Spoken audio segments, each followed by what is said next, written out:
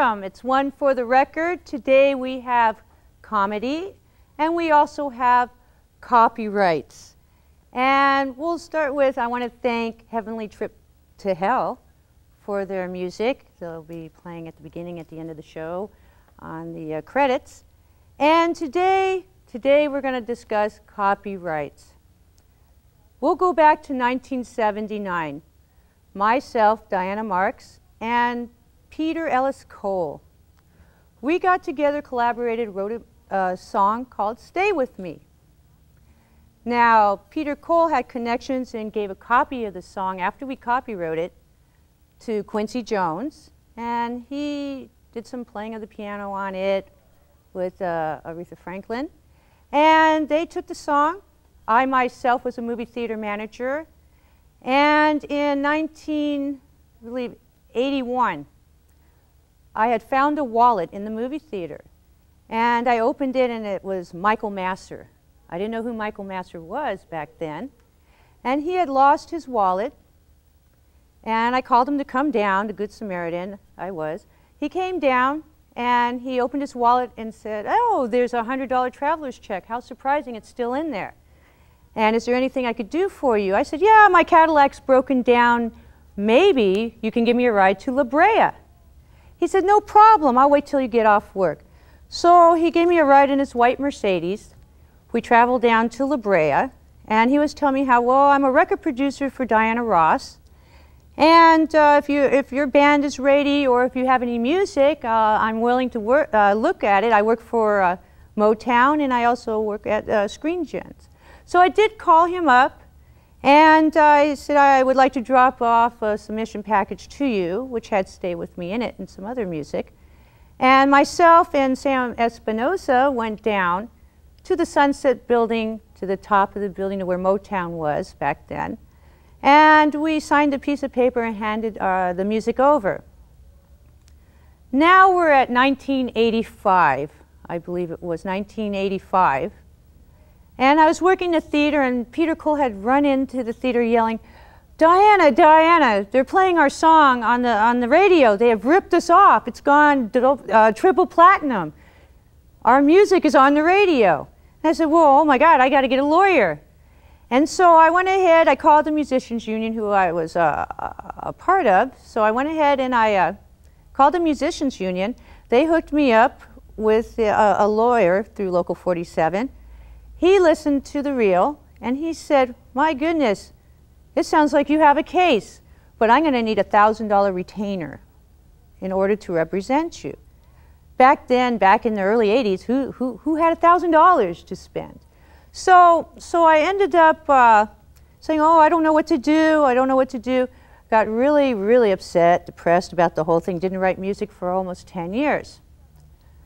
As time went on, I ended up, I thought about it also because I didn't want to get blackballed from the industry, and I didn't want to be blacklisted from the industry. So I just bided my time, didn't know what to do, didn't have the money for representation, so life went on. In the year 2000, it turned on the radio, and lo and behold, there's the back end of the song that El DeBarge took. The song that El DeBarge launched his career with, and now he was launching Ashanti's. I think it was Biggie Smalls and some other people involved in that. And over a period of time, people say, "Oh yeah, I heard that song was ripped off. I mean, there's a rumor of that." And that actually came from M. DeBarge's girlfriend. She even said that I worked in one place where she worked at one time. And so I went ahead and I obtained a Beverly Hills lawyer. The lawyer said, and I quote, "Whoa, well, you have a case. I heard the music, but now I need $3,500 just to start, as a retainer."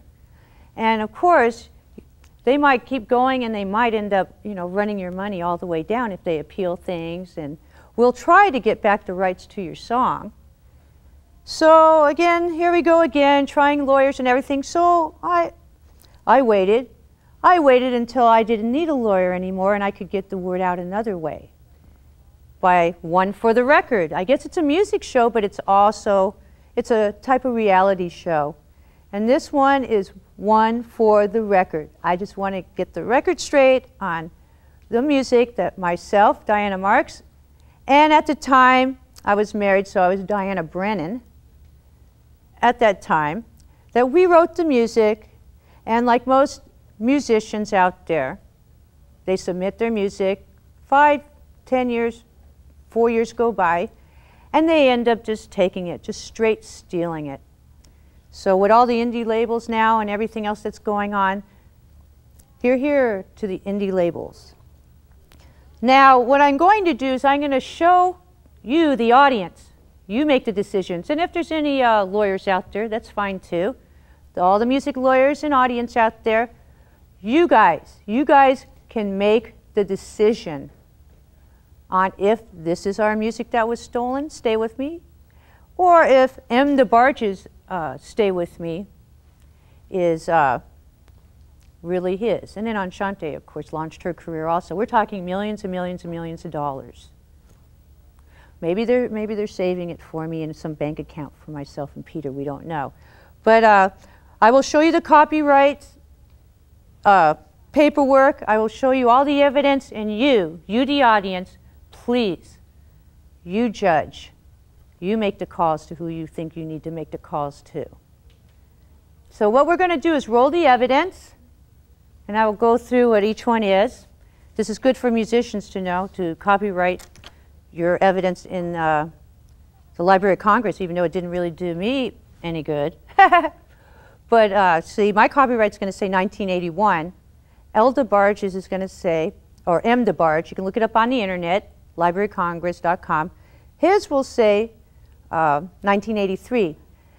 And they didn't even change the title. Isn't that, they kept the same song structure.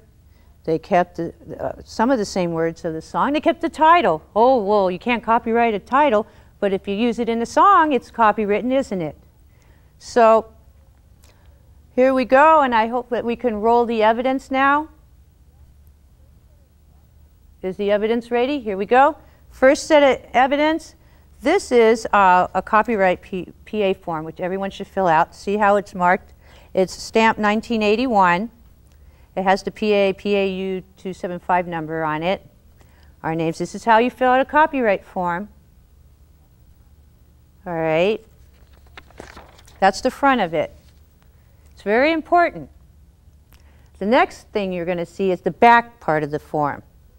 There's the PA number again, PAU 275473, I believe, and dated March 9th, 1981. That's when it's stamped by the office, showing that it is copywritten. There are the author's names, myself, Diana Brennan, and Peter Ellis Cole. We lived there like 30 years ago now. All right. And then what we're going to do is we're going to move on to where you also must pick up your master, is what's a very, very, very important thing.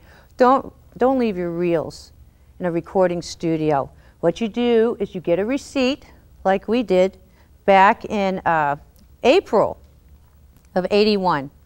Picked up the master. And back then, look how much it was. It was $96. My goodness. It was a lot of money even back then. Greg Warren is holding on to my master for some reason. He was a roommate who decided that for some reason this might be worth something one day. So my ex-roommate Greg Warren has that somewhere in Hawaii, I believe.